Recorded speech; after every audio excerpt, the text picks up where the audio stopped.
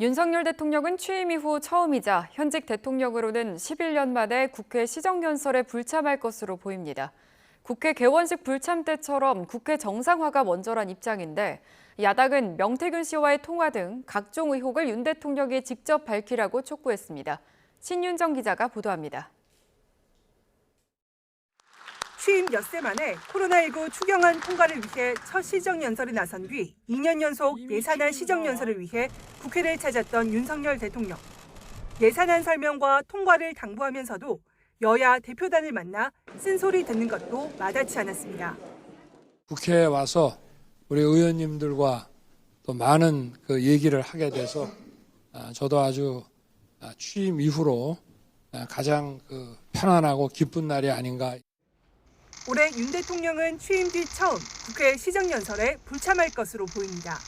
박근혜 전 대통령 이후 매년 대통령이 직접 연설해 왔는데 11년 만에 국무총리가 연설문을 대독하게 될 예정입니다. 지난 9월 1987년 민주화 이후 현직 대통령으로는 처음 국회 개원식에 불참한 데 이어 시정연설 불참까지 국회와의 소통의 길이 막힌 상황. 대통령실 관계자는 특검과 탄핵을 남발하는 국회를 먼저 정상화하고 대통령을 초대하는 것이 맞는다는 개원식 불참 때와 같은 이유라며 오히려 상황이 더 악화하지 않았느냐고 말했습니다. 여당에서는 윤 대통령의 참석을 요구하는 목소리도 있지만 야당의 장외투쟁 상황 등을 고려해 불가피하다는 입장입니다.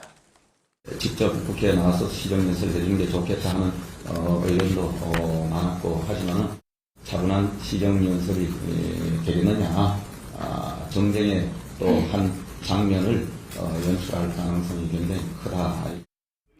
야당은 더는 국민을 멀리하지 말고 시정연설에 꼭 참석하라며 예산안은 물론 명태균 씨와의 통화 등 각종 의혹을 직접 설명하라고 촉구했습니다. 명태균과 관련된 것뿐 아니라 모든 의혹들에 대해서 직접 국민 앞에 솔직하고 명명백백하게 밝히기를. 이런 가운데 국민의힘 한동훈 대표는 윤 대통령이 시정연설에 직접 나와야 한다는 뜻을 용산 대통령실에 전달한 것으로 알려졌습니다.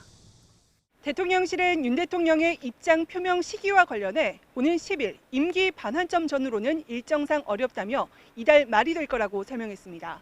최종 시기와 방식, 내용에 대한 윤 대통령의 최종 결심만 남은 것으로 보입니다. YTN 신윤정입니다.